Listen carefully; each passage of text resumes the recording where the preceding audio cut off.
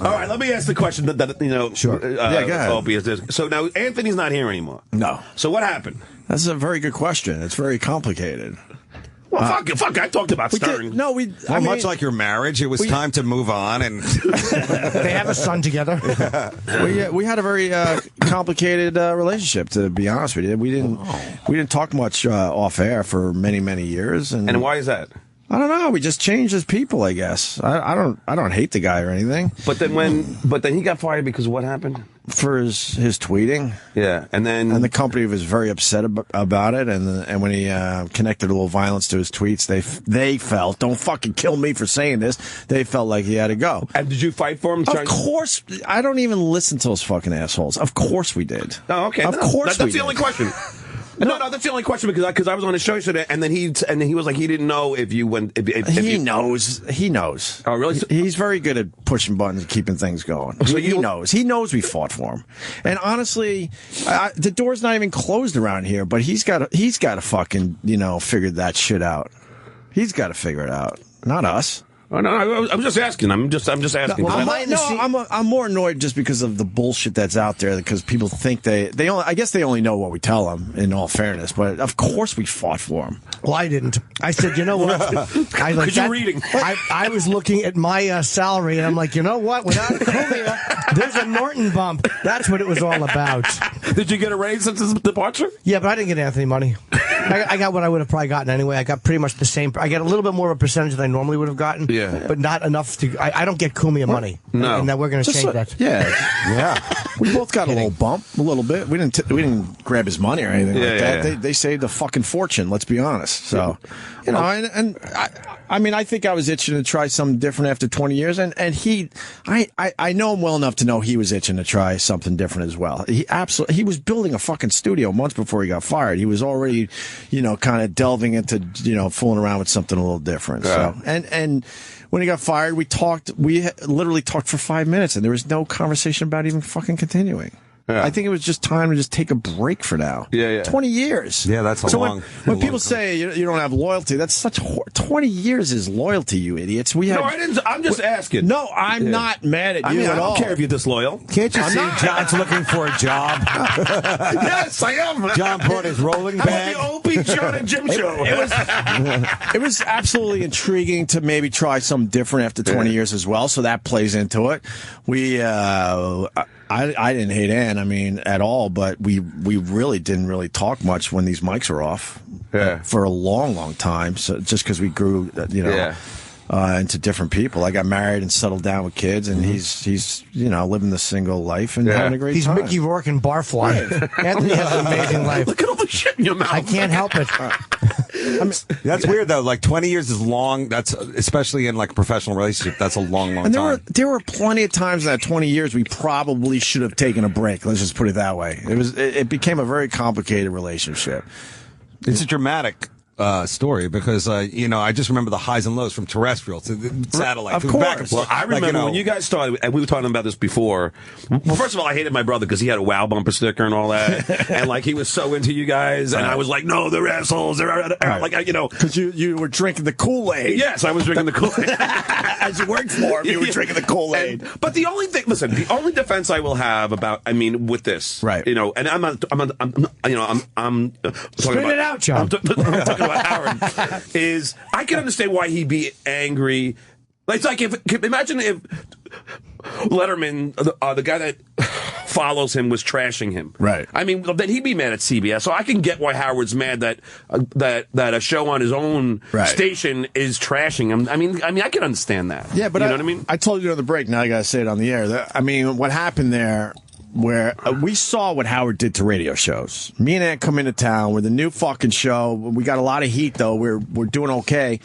And we didn't want Howard to do to us what he did to DeBella and the rest of them. Yeah. And he took a few shots, and we're like, really? There's no fucking way. This is our dream, too, to be back in New York doing radio. So we fought him hard. We had to. Yeah. Because those other fucking pussies let Howard roll right over them. And we weren't going to let that. We just weren't going to let that fucking happen. And it got ugly.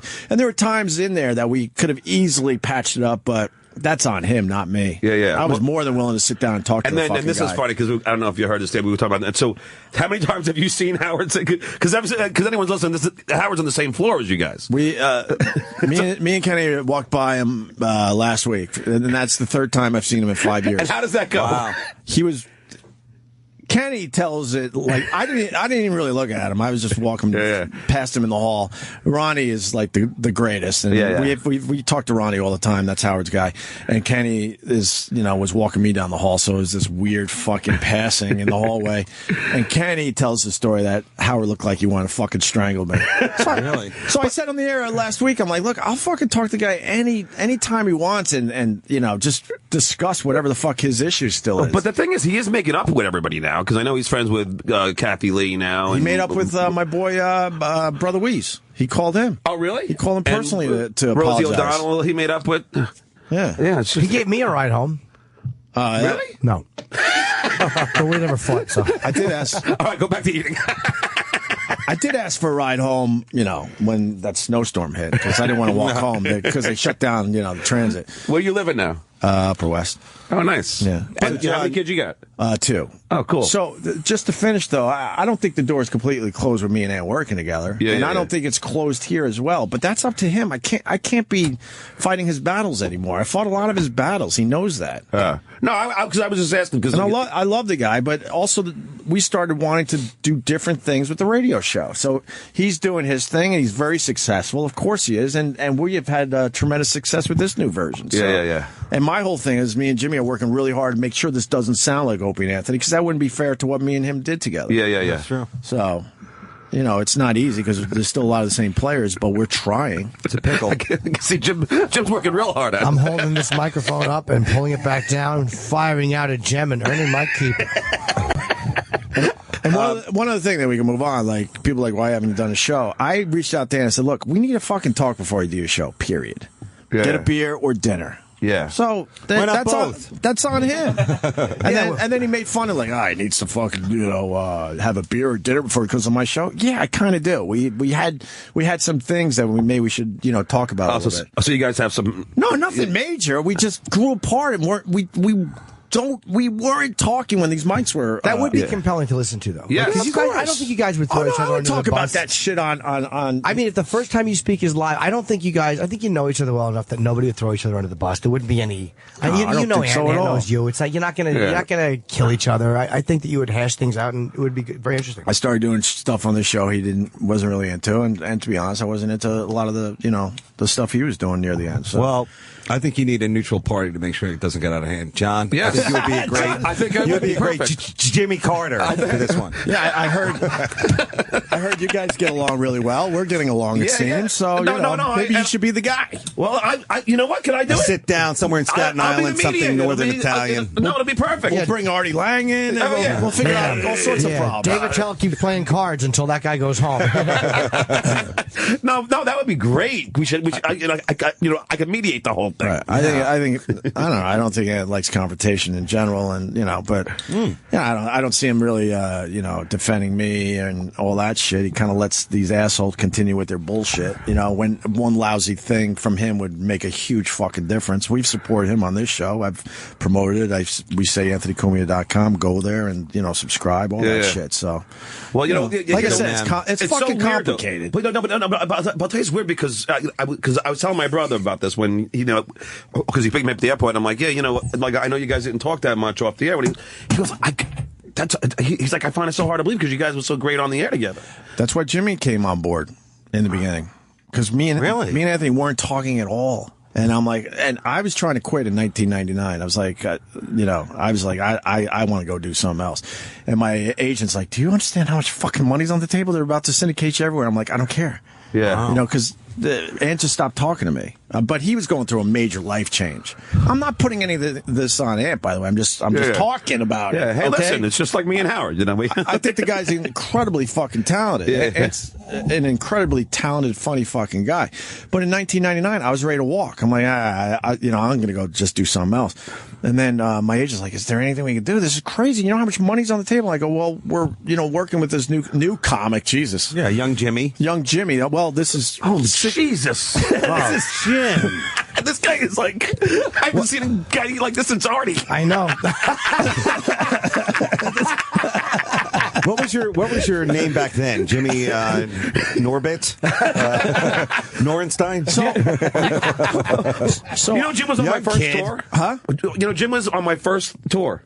I was. That's how I met John. I did not know that. Jimmy was on the first Stuttering John and Friends tour. It was me, Jimmy, and Modi. Modi, okay. And Melrose Larry Green. I know John longer than you guys. Yeah. So my thought at the time was, well, let's bring Jimmy on. He's funny as fuck. The listeners love him. Yeah. Let's bring him in as the third guy, and then me and Ann could talk through him and continue the show. Oh. Now I have to ask you a question. And What then, was but it, though? then we got to more of an understanding where we didn't have to do that anymore. We When they fucking realized that I hated both of chemistry. them. Like it clicked pretty much right But away. what was the issue that you guys didn't talk? What was it? I mean, I mean, there's got to be something. No, that's the sad part about it. There's not like a he fucked me over, I fucked him over, none of that shit. He was getting a divorce. Yeah. And like his whole life fucking changed. Yeah. And you know, I was blown off pretty good but right away. Oh, really? He stopped really socializing. So and then there were rumors Poor Jim, he was kind of the kid. There were rumors I didn't like. There were rumors I didn't like his girlfriend, so that's not true. Yeah. That's just fucking. No, I don't know many of these rumors. The only thing that I did say, because I did a show yesterday, was I was going to ask you if you guys had fought to try and keep him. That Of was, course we did. yeah, no, course we and did. that was the only thing that I. But it was so complicated. Then it also was enticing. Well, maybe we'll continue and see what the fuck happens. Yeah. Well, Plus, I mean, well, if you guys do, I could use a job. And The thing with these guys, and I've stated your case pretty well, John. I've said this to Opie. I've had the thing of watching them like Ian, like you said, the kid. I'm kind of in the middle watching, not in the middle like they pit me again, but just watching a married couple in a way. Yeah. Kramer versus Kramer. And very different people, both we remarkably different we people. started not really understanding each other and where we were coming from. Yeah. But like I said, I'd love the guy. I would do radio with him again. Absolutely. Both people very committed to their views of things. Like, it's hard, like whenever you're in a relationship, to go like, oh, okay. Well, excuse me. I that's me that did that. Like, it's always easier to find but that's what people do. I mean, I do it too. Every person does. But I think the listeners really enjoy the dichotomy of the opinions and the perspective and all that kind of stuff. And that really what makes compelling radio is like strong opinions. You're full of shit, Dave. I'm sorry. I'm just telling you right Sorry, now. I'm trying to get our show going. Oh, okay. It was really amazing, though. Then we turned the mics on, and we're like, the chemistry was there. Yeah. So we should have probably just walked around 24 hours a day doing a radio show. Yeah. We would probably be very close friends still. That's like bands. Bands have that thing where like they don't hang. I think it just but they happens play. after They play 20 great music. years. I'm not blaming him, but after